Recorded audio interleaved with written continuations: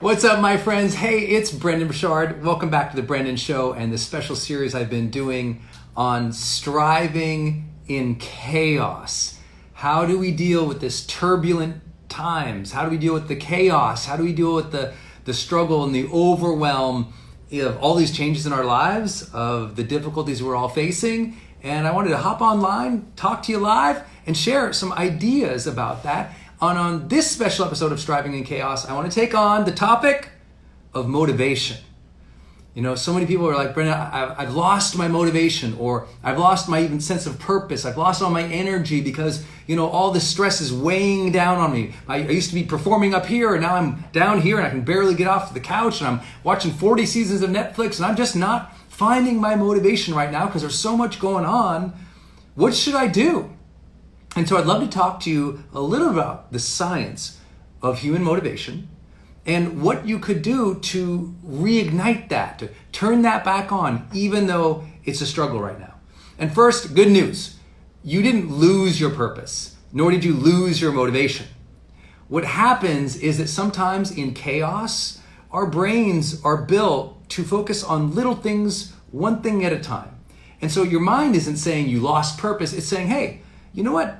Let's get our house in order. Hey, you know what? Let's just take care of the projects we already had right now. Hey, let's just button up these things, get these things in order, take care of this problem at hand.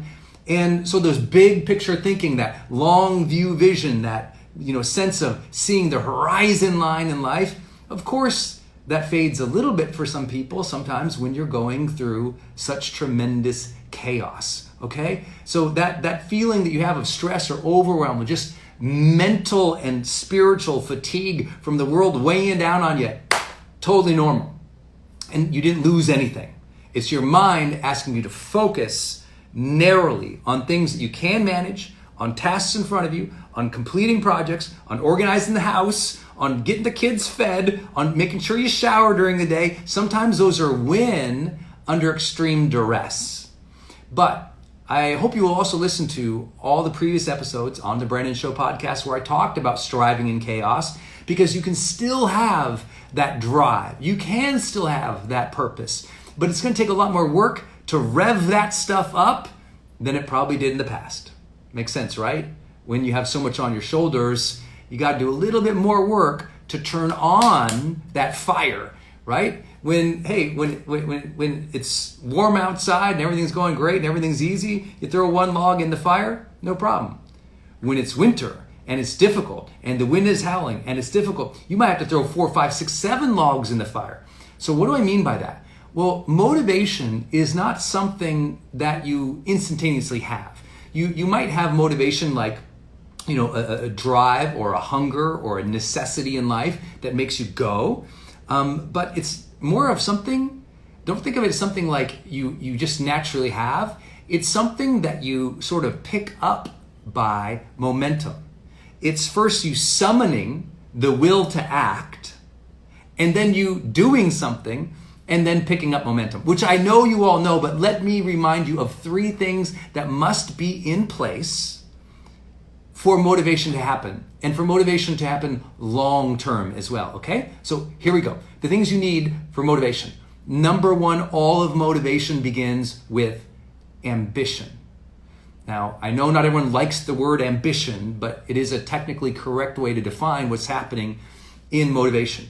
Like, if you don't like the word ambition, replace it with desire, replace it with hunger, replace it with wanting, replace it with, you know, purpose, replace it with whatever you want. But ultimately, it's motivation begins with an ambition, a will to want to do something more, a will to change, a desire to shift action. It's an ambition to want something more. And I know in this world right now, I was like, oh my gosh, I can't have ambition. How dare I have ambition for my life when everyone's struggling? No, how dare you not desire more for your life, because that will keep you alive.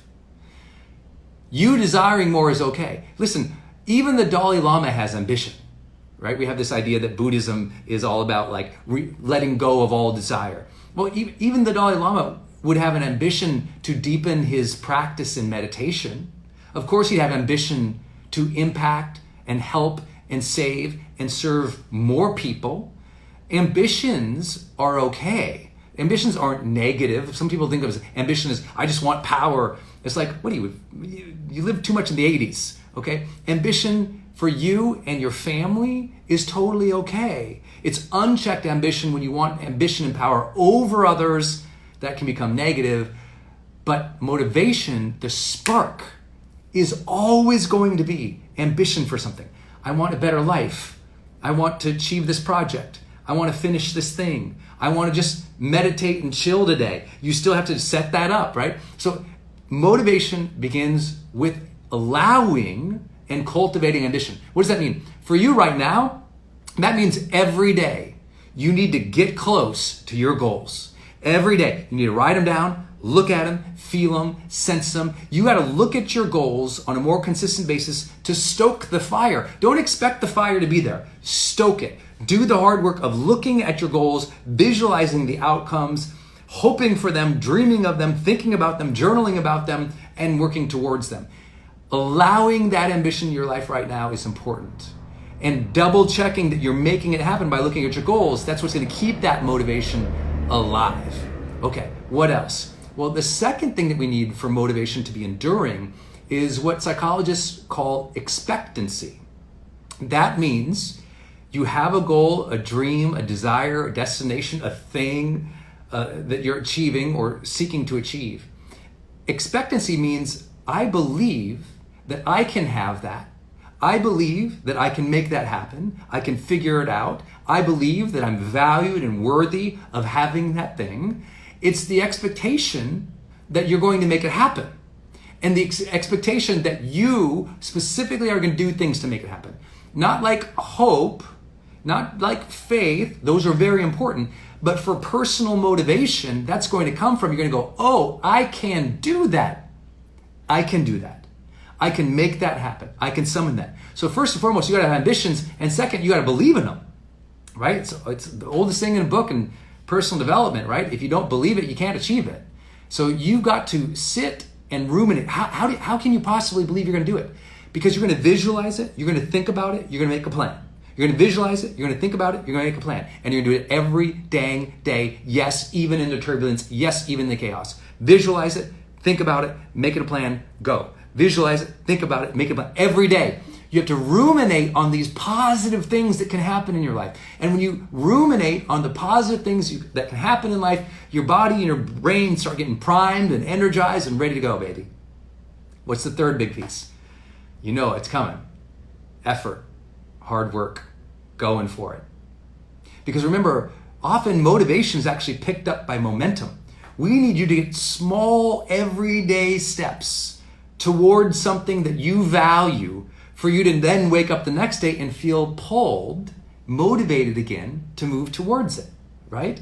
So much of motivation is a result of momentum. When there's no momentum, it's like, it's like that old, it's like an object at rest stays at rest unless acted upon by another force or willpower, So it's like really important for you to go, oh, if I want motivation, I must allow ambition. I must get close to my goals. I must every day visualize the goal, see the goal, hope for the goal, dream for the goal, plan for the goal, and every day make a small step towards that. And all those small steps pick up that momentum, and one day you wake up, you're like, oh, I feel a little more driven because you feel a little more rewarded to go. Last big piece on motivation. Often y'all, and I know this is true for so many of you, you will do more for your family, for your friends, and for other people than you would do for yourself. So tap back into one of the world's most beautiful and powerful things, especially in turbulent times, and that is service to others. Purpose, meaning, leadership, that connection with other people's. Waking up, listen, if you won't do anything for yourself today, I know some of you won't even shower, you're so bummed out. Send a nice voice text to 10 people tomorrow morning. Watch how it changes your attitude and your energy. Send 7 great emails to people, thanking them for being in your life, thanking them for their hard work. Watch how it changes your attitude, puts a little more motivation in your heart. Acknowledging, appreciating, surprising, gifting, doing wonderful acts of service for other people, saying beautiful things to other people. It motivates us, it drives us, it turns us back on, and all of these things I know you can do. That's why I'm here for you. Every day, I'll be motivating you throughout this. Every day, I'll be posting the audios of what we're doing here on the Brendon Show podcast for you. So if you want to listen to yesterday's Striving in Chaos episodes, those are up. Every day I'll be here for you live. I'll put the audio up on the Brendon Show podcast so you can listen again and again, especially if you have any of those days where you're down, you're overwhelmed, you're stressed out, you're emotionally fatigued, you doubt yourself, the uncertainty's kicking your butt. Go listen to the Brendon Show podcast. The link is in my bio on Instagram. And I promise you, those episodes called Striving in Chaos, this whole new season I'm doing, they will shift and they will change your life. Okay, with that, what's up, Instagram? I'd love to take some of your questions today. I hope you enjoyed that little framework and that little reminder about motivation. What question? Well, first off, everybody watching live, hi guys, I see you all. Give me a shout out, tell me where you're from, and give me a question. What's bothering you? What do you need some advice on? What are you struggling with? I'm here for you. I can see you here. Thank you so much for being here. Hi, Glenner. I see you. Hi, Little Hardy. I see you. Hi, Grossi. I see you. What's up, Anthony? Where do you start? Man, Anthony, you start in the morning with your morning routine. Don't wait until the afternoon to hope to have motivation and drive. Have that first hour of the day lock solid with the routine that you do. Lock solid, that first hour. It doesn't have to be everything perfect every day, but listen, that first hour can really lock it in. If you'd like to know my morning routine, go listen to the very first episode of of Striving in Chaos, the new series on my Brendon Show podcast. Listen to that because I gave you my entire daily routine. I tell you what I eat. I tell you what I do in the first 20 minutes of time, the next 20 after that. I tell you how I work out, how I refresh myself throughout the day energetically, what types of meditation I do. That's all part of the Striving in Chaos episode number 1 on my podcast, The Brendon Show. Just go check it out. What other questions do you have? I'm here for you. I see people from Brazil. What's up? That's awesome. Do you have any specific diet? My diet would be fairly straightforward. Again, I talk about that in episode 1 of Striving in Chaos on the Brendon Show podcast. But basically, I wake up and about maybe an hour, 1 to 3 hours after I've woken up, I have a morning shake, and that's 30 grams of protein, plant-based protein. It's spinach or kale. It's chia seeds. It's blueberries. It's almond butter. It's avocado, coconut milk. That's it, pretty much every morning. For lunch, it's usually something, maybe if we have some leftovers, but usually it tends to be lots of greens and some type of chicken, turkey, or Beyond Meat veg burger. Dinner is almost always fish and some type of green stuff, lots of greens all day, lots of greens. That's pretty much it. Let's see. What's your responsibility? This is from Jess. What's your responsibility in a relationship for motivation? Your responsibility is always yourself and seeking to be a role model for your partner. And I know that's not always easy, but I can say it's required in a good relationship.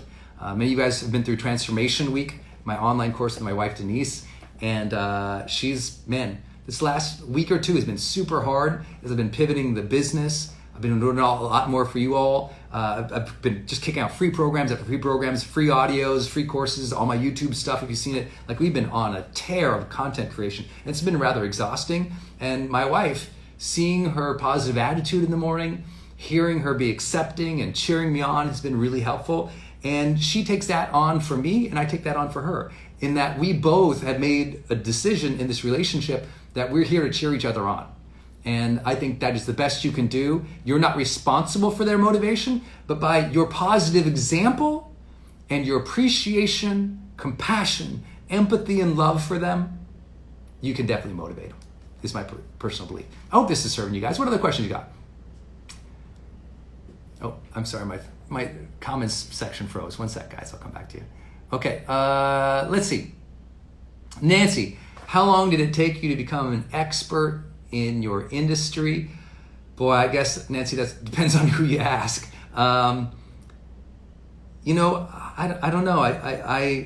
In so many ways, it was almost called. It was spontaneous. I had a car accident that inspired me to want to live my life in a different way. And my personal story from that car accident was my credibility point. It was, this is where I was. I was suicidal. I was sad. I was a depressed and broken young man from a relationship that ended. I had this accident, unrelated, that made me realize I didn't want to die. I actually was just sad and I wanted to live my life, and it made me start over again. It gave me that tagline, live, love, matter. And it was that situation of that car accident that inspired me to change.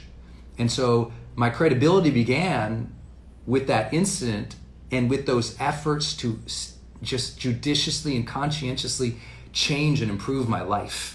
And it was sharing the example of those efforts and those mindsets, habits, routines. It was just sharing my own journey that made a connection with people. Then my credibility in my own perspective came from the research. I've read a book a week for 24 years, pretty much unbroken. And that really got me a lot of insight, because those books I read are always psychology, always philosophy, self-improvement, spirituality, or some type of leadership in business. And that intel, that research helped me a lot.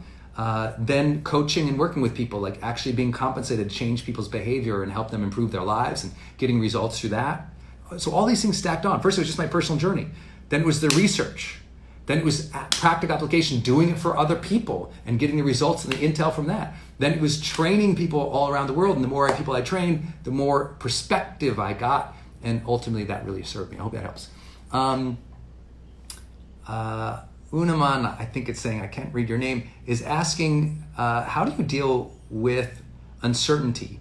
You realize that it has been there every single day of your life. Uncertainty was there on your most successful days of your life. Uncertainty was there on your most motivated days of your life. Uncertainty was there on your most uncertainty has never changed.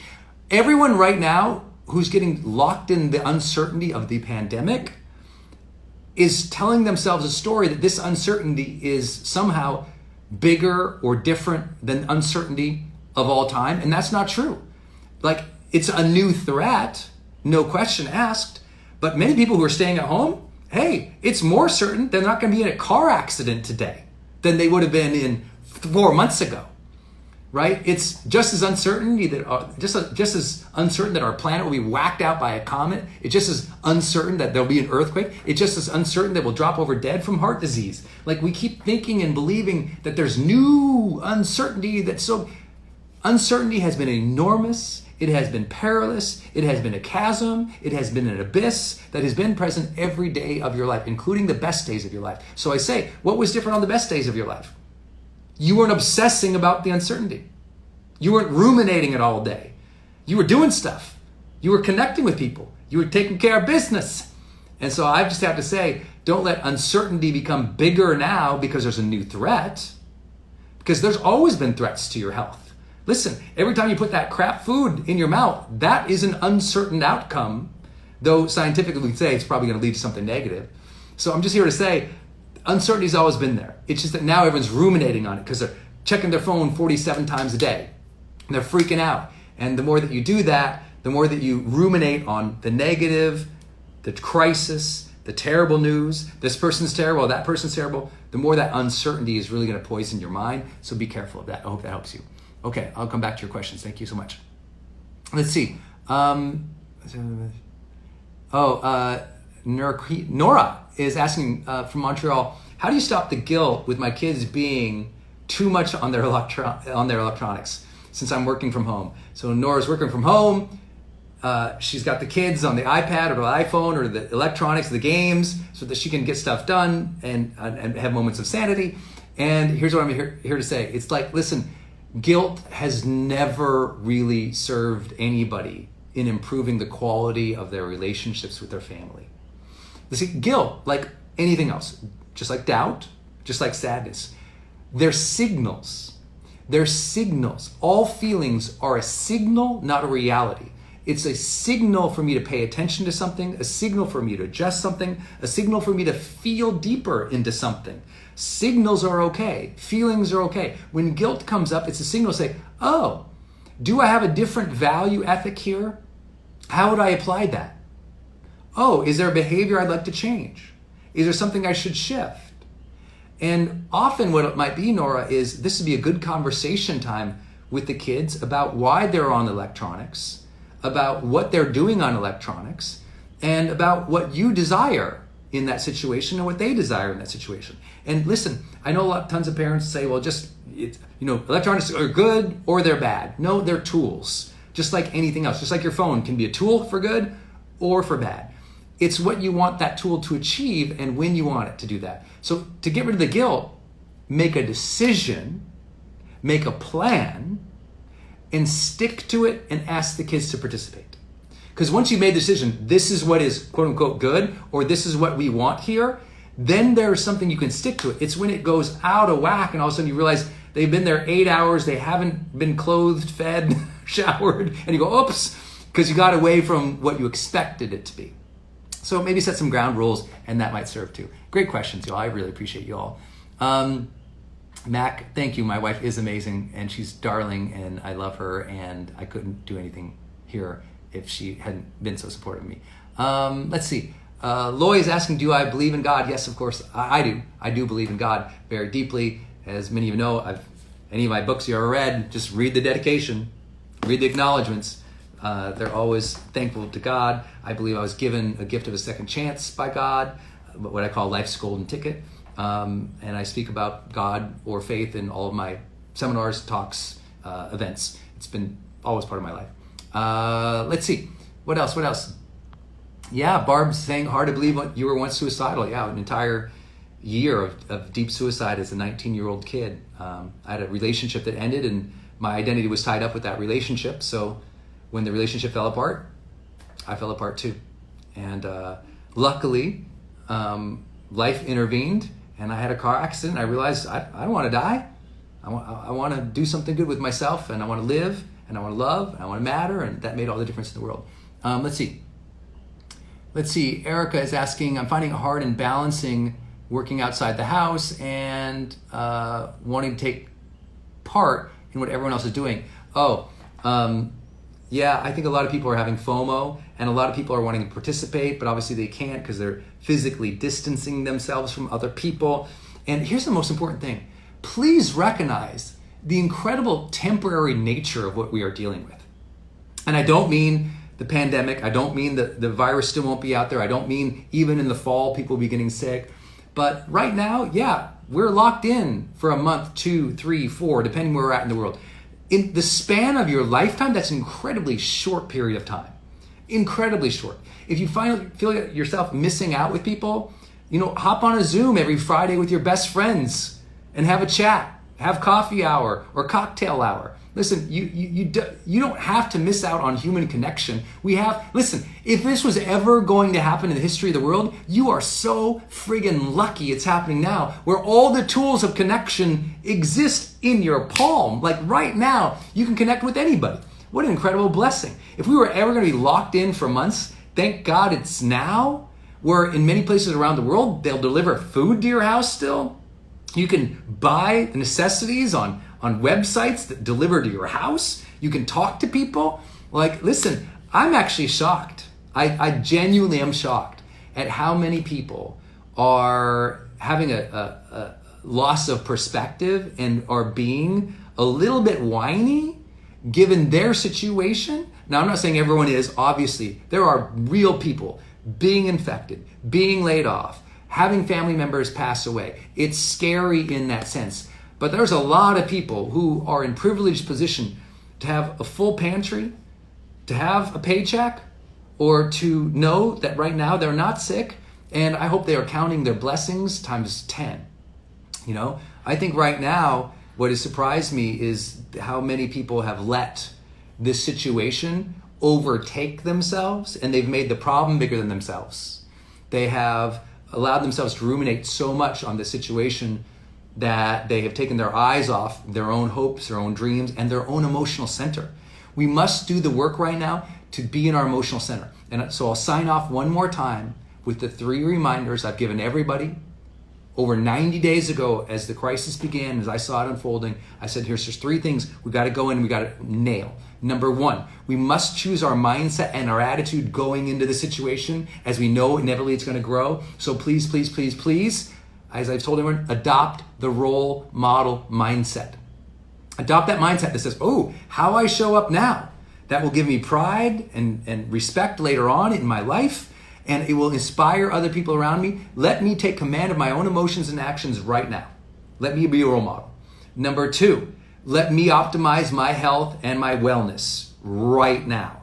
It's the most important thing. It is why I'm telling people mentally fill out your high performance planner every day. It's why I'm telling people who struggle with mental focus or having that positive and sharp mind to take HPX Optimized. I mean, you guys know that supplement we formulated from our deep research at High Performance Institute. It's called HPX Optimized. It comes in a beautiful box. You can get it, search HPX Optimized on the internet, you'll find it. I'm telling people to work out still from home. I'm telling people to sleep, to rest, to recover. That was point number 2, optimize your health and wellness. Point number 3, skill up. Skill up. Get ready. It's going to be a long haul where we're all required to learn new tools. We all have to learn how to create online, lead online, serve online, communicate online, sell online. And that is why if you're on my newsletter list, you'll see me right now talking about my influencer business program or my total product blueprint program.